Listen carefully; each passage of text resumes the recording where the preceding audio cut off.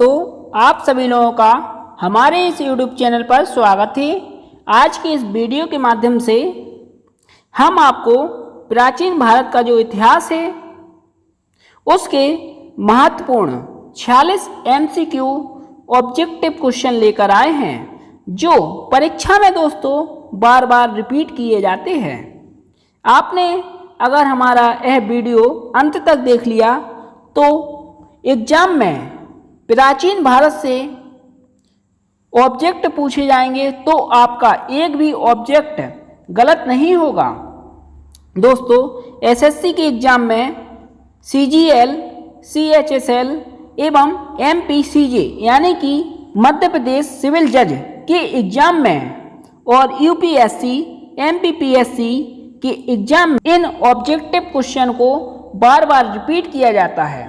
पहला objective question पूछा गया था, किस विदेशी यात्री ने भारत का दौरा सबसे पहले किया है? इसका ए ऑप्शन है Hiuen Tsang, B Megasthenes, C इप्तसिंग, D फायान। इसका जो सही ऑप्शन होगा मेगास्थनीज। इसका जो ए ऑप्शन है हेनसांग। हेनसांग एक चीनी यात्री था जो हर्षवर्धन के शासनकाल में भारत आया था।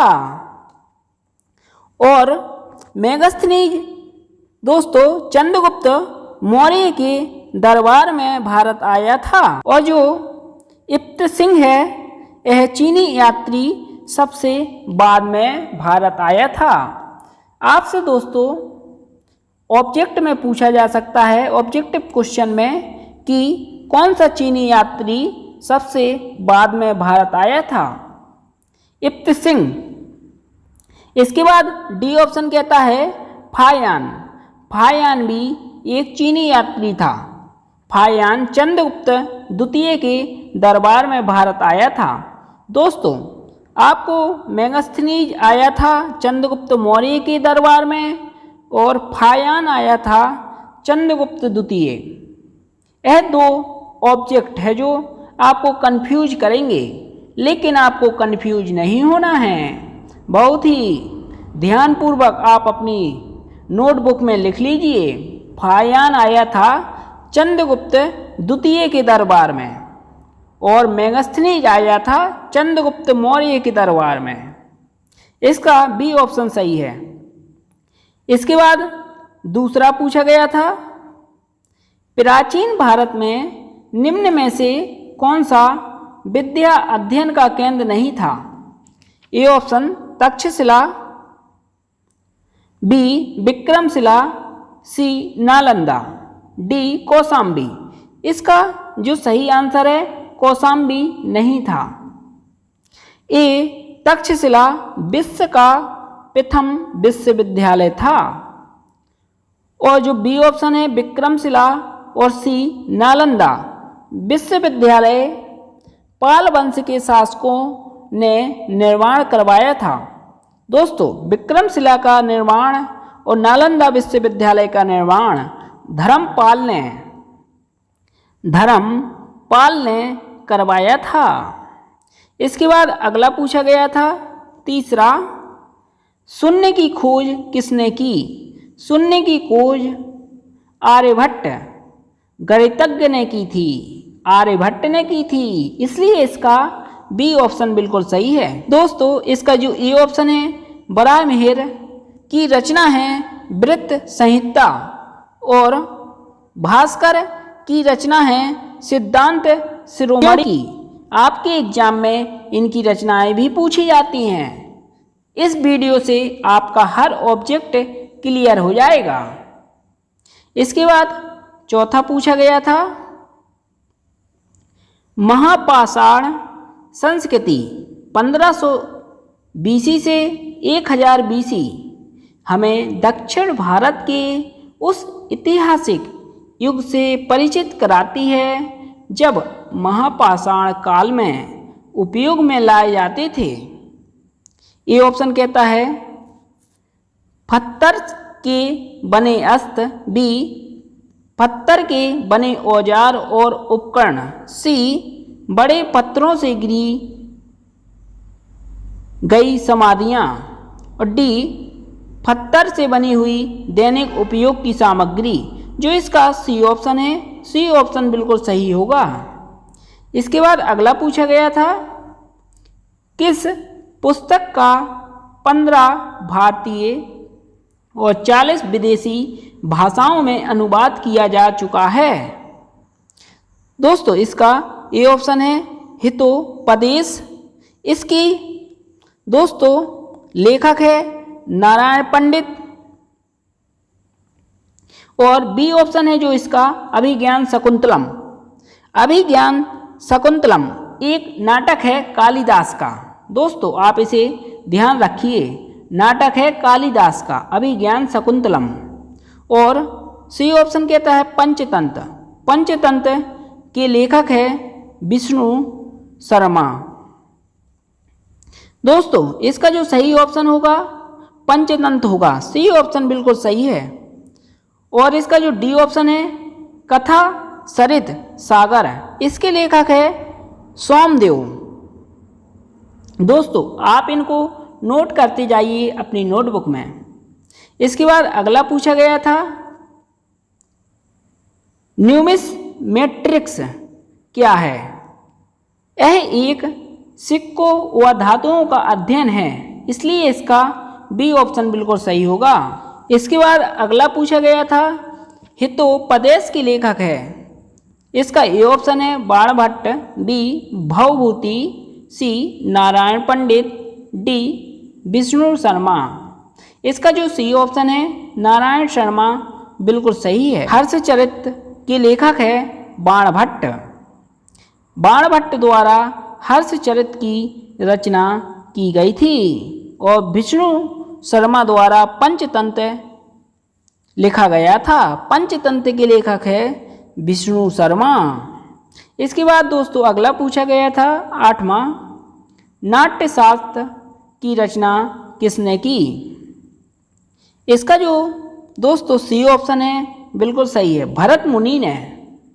इसके बाद अगला पूछा गया था, विक्रम संवत प्रारंभ हुआ। ए ऑप्शन 58 BC से, बी 78 ईसा से, सी 57 ईसा पूर्व से, डी 73 ईसा पूर्व से। इसका जो ए ऑप्शन है बिल्कुल सही होगा, 58 ईसा पूर्व से। इसके बाद अगला पूछा गया था, अंकोर वाट कहाँ स्थित है? इसका डी ऑप्शन बिल्कुल सही है, कंबोडिया में स्थित है। इसके बाद अगला पूछा गया था, पुरा पाषाण काल में आदि मानव के मनोरंजन के साधन थे। ये ऑप्शन इसका बिल्कुल सही होगा, शिकार। शिकार करना आदि मानव के मनोरंजन के साधन थे। इसके बाद अगला पूछा गया, निम्नलिखित में से किसको चालकोलिथिक एज कहा जाता है? इसका सी ऑप्शन सही है, ताम्र पाषाण युग। इसके बाद अगला पूछा गया था, स्वप्न वादता के लेखक है? ए कालिदास, बी भास, सी भवभूति, सी इसका डी ऑप्शन राजशेखर। इसका जो सही ऑप्शन होगा भास। कालिदास द्वारा अभिज्ञान शकुंतलम की रचना की गई। और भवभूति संस्कृत के कवि थे।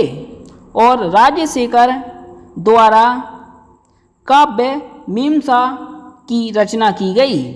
इसके बाद अगला, नालंदा विश्वविद्यालय किस लिए विश्व प्रसिद्ध था?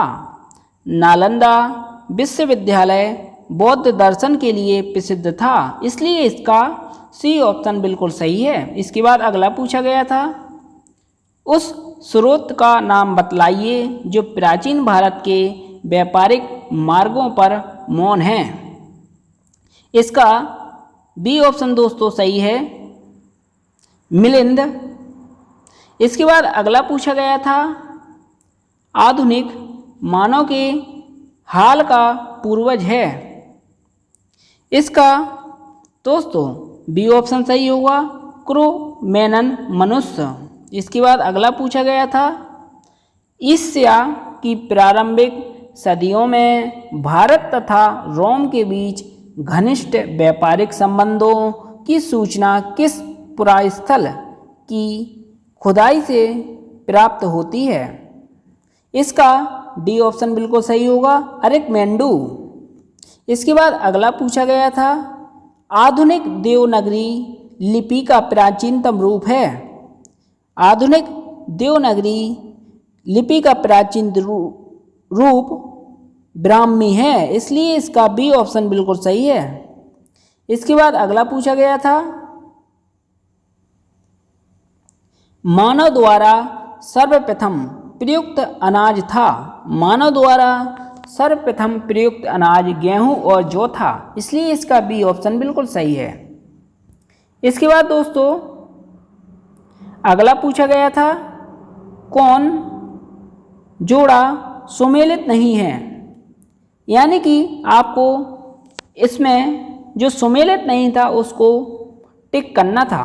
इसका जो ए ऑप्शन है, रवि कीर्ति पुलकेशियन सेकंड की रचना है, बिल्कुल सही है। इसके बाद बी, भवभूति कंजौर के यशोवर्मन, ये भी बिल्कुल सही है। इसका जो सी है, हरिसेन हर्ष, यह बिल्कुल गलत है, क्योंकि हरिसेन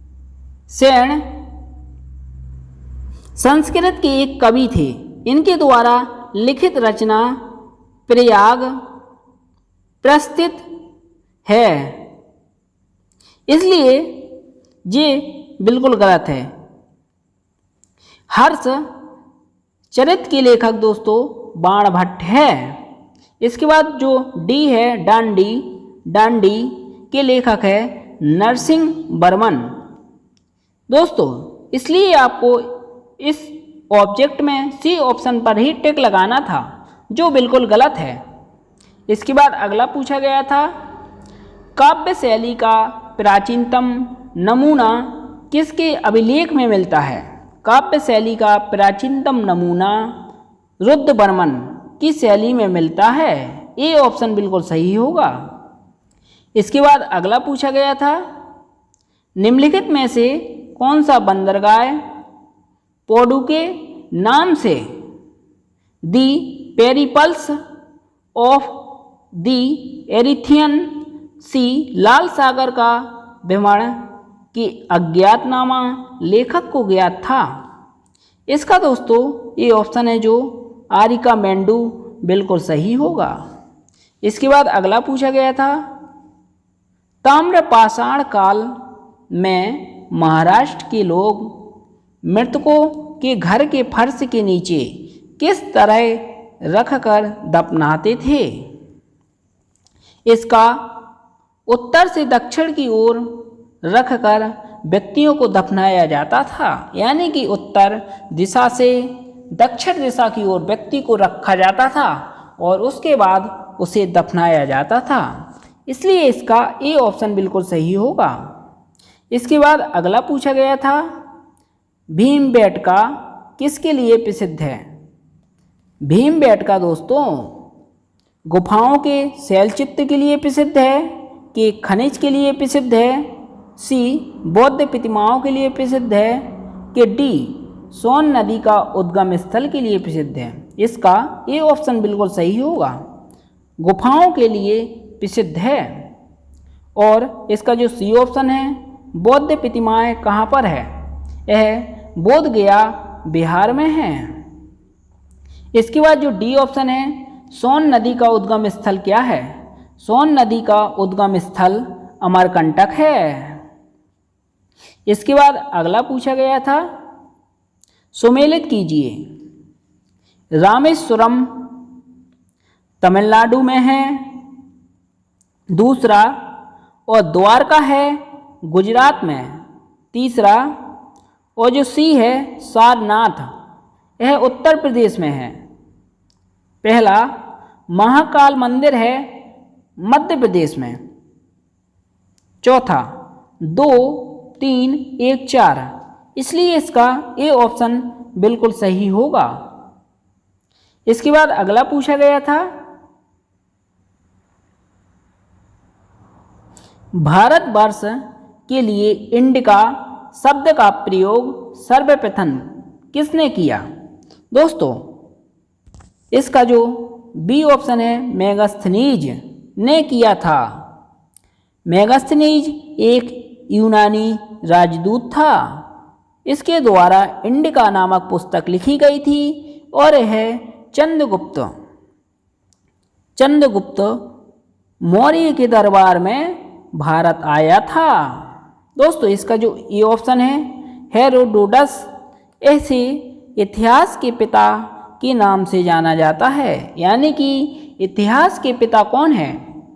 हेरोडोटस। इसके बाद अगला पूछा गया था, निम्न में से कौन सा नवीनतम समझा जाता है? इसका जो बी ऑप्शन है क्रो मैग्नन मानव को, बिल्कुल सही होगा बी ऑप्शन। इसके बाद अगला, इतिहास के पिता की पदवी सही अर्थों में निम्न में से किससे संबंधित है? दोस्तों, इतिहास के पिता, इसलिए ए ऑप्शन बिल्कुल सही होगा, हेरोडोटस। इसके बाद अगला पूछा गया था, प्राचीन नगर तक्षशिला निम्नलिखित में से किसके बीच स्थित था? दोस्तों, यह पाकिस्तान के रावलपिंडी में स्थित है, इसलिए इसका जो ए ऑप्शन है सिंधु व झेलम नदियों के बीच स्थित है। ए ऑप्शन बिल्कुल सही होगा। इसके बाद अगला पूछा गया था, निम्नलिखित अंग्रेज में से कौन था जिसने सर्वप्रथम भागवत गीता का अंग्रेजी में अनुवाद किया? दोस्तों, कौन अंग्रेज था जिसने भागवत गीता का अंग्रेजी में अनुवाद किया सर्वप्रथम? इसका जो बी ऑप्शन है चार्ल्स विलिकन्स, बिल्कुल सही होगा। इसके बाद अगला पूछा गया था, निम्नलिखित प्राचीन भारतीय अभिलेखों में कौन सा एक खाद्यान्न को देश में संकट काल में उपयोग हेतु सुरक्षित रखने के बारे में प्राचीनतम शाही आदेश है? इसका ए ऑप्शन दोस्तों सही होगा, सोहगोड़ा ताम्रपत्र। इसके बाद अगला पूछा गया था, भारत में निम्नलिखित के आने का सही कालानुक्रम क्या है? दोस्तों, सबसे पहले लोहे का हल हुआ, यानी कि लोहो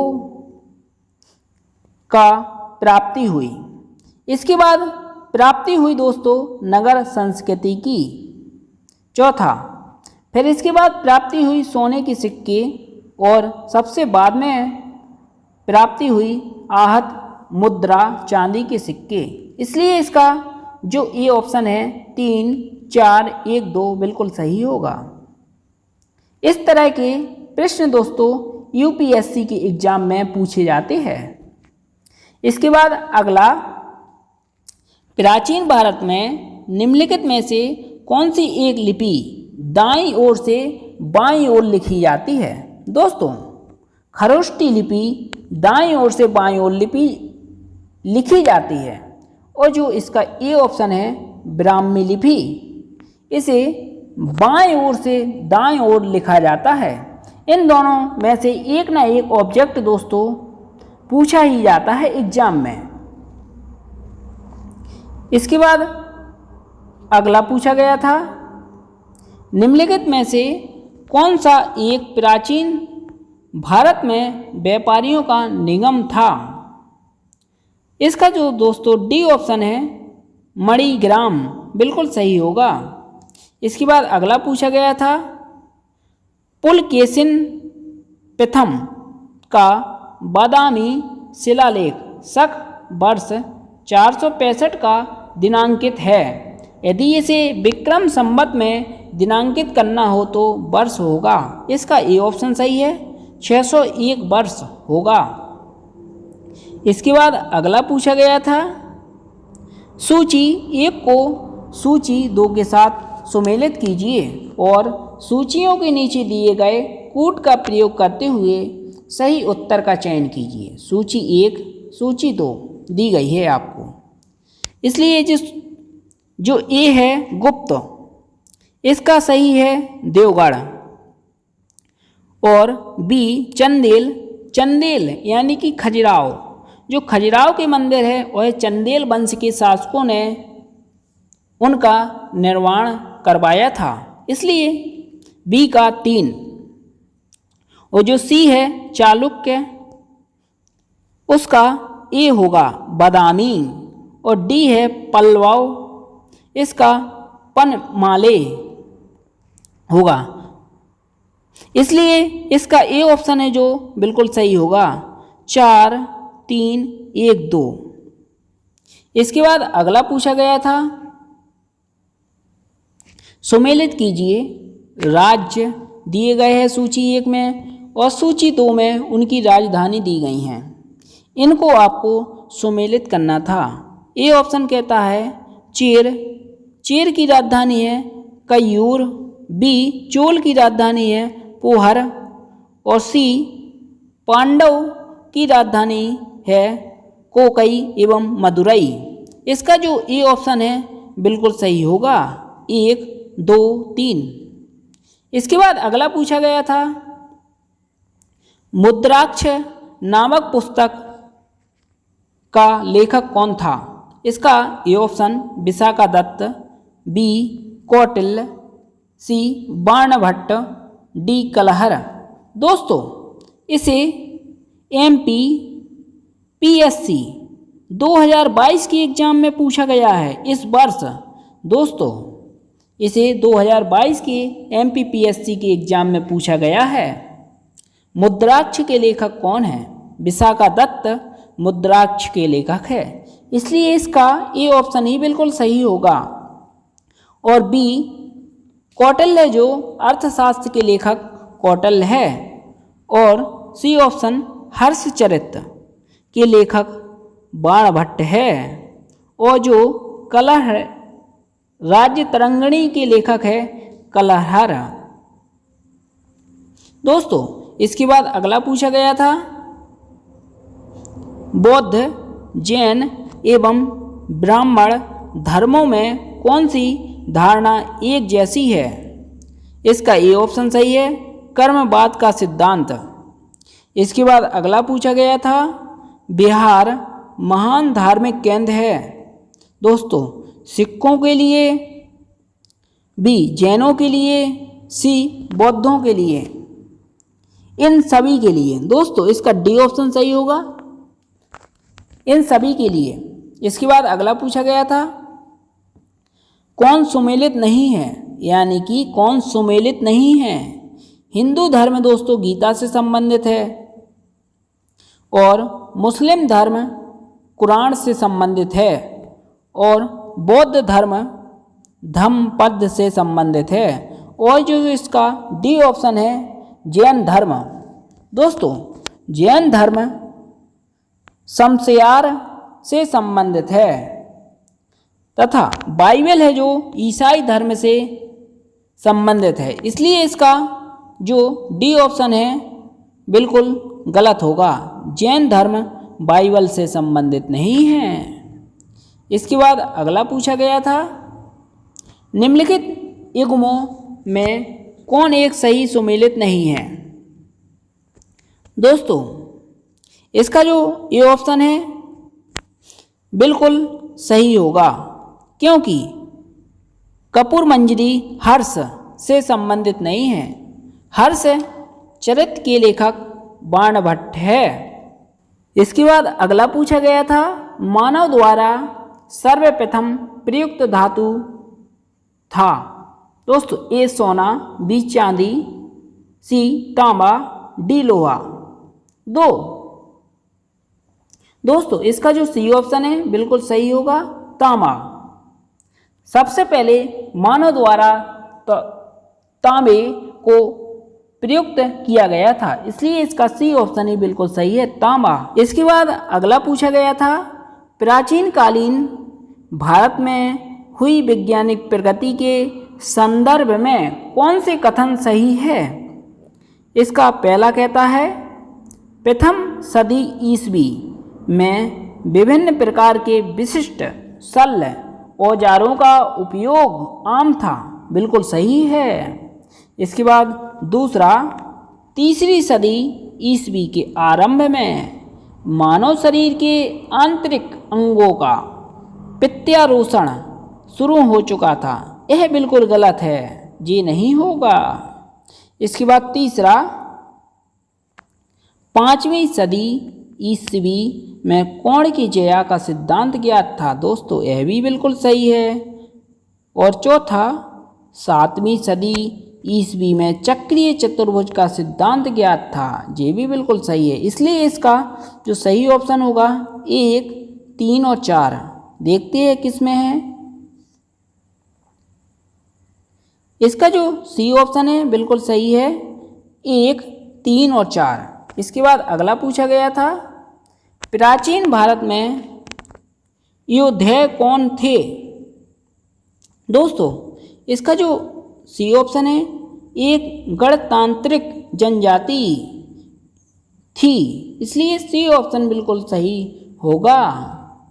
इसके बाद अगला पूछा गया था, बोरोबुदुर किसका स्थल है? दोस्तों ये ऑप्शन कहता है जावा में 12वीं शताब्दी ईस्वी में निर्मित विष्णु और शिव का एक विशालकाय मंदिर है। बी, जावा में 8वीं शताब्दी ईस्वी में निर्मित एक बृहद स्तूप है। सी, तमिलनाडु में एक चोल राजा का भव्य महल। डी, गुजरात में एक जैन मठ है। इसका जो बी ऑप्शन होगा बिल्कुल सही होगा। जावा में 8वीं शताब्दी ईस्वी में निर्मित एक बृहद स्तूप है। इसे CDS 2015 के एग्जाम में पूछा गया है। दोस्तों प्राचीन भारत से इतने ही 46 ऑब्जेक्टिव MCQ क्वेश्चन हैं जो बार बार एग्जाम में रिपीट किए जाते हैं। अगर आपने इन ऑब्जेक्टिव को अच्छे से तैयार कर लिया तो आपका कोई भी एग्जाम हो, प्राचीन भारत से अगर क्वेश्चन पूछे जाते हैं तो इसी वीडियो से पूछे जाएंगे, एक भी ऑब्जेक्ट आपका गलत नहीं होगा। आप हमारे कमेंट बॉक्स में कमेंट कर बताइए वीडियो आपको कैसा लगा। दोस्तों धन्यवाद। जय हिंद, जय भारत।